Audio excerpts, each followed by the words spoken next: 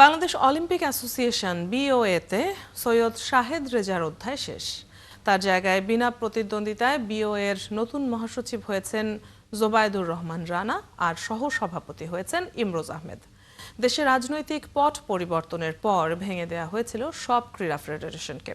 এরপর search committee গঠন করে অ্যাডহক কমিটি দেয়া হয় ফেডারেশনগুলোতে। সার্চ কমিটিতে আহ্বায়ক হিসেবে দায়িত্ব পালন করেন জোবায়েদুর রহমান রানা এবং গুরুত্বপূর্ণ সদস্যের ভূমিকায় ছিলেন অবসরপ্রাপ্ত মেজর ইমরোজ আহমেদ।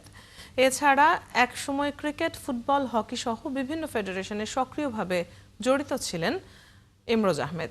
তারই ধারাবাহিকতায় বিওএ-র নির্বাচনে অংশগ্রহণ এবং নির্বাচিত হন তিনি। রবিবার কক্সবাজারে বিওএ-র নির্বাচন ও বার্ষিক সাধারণ সভায় সভাপতিত্ব করেন বাংলাদেশ অলিম্পিক অ্যাসোসিয়েশনের সভাপতি জেনারেল ওয়াকারুজ্জামান।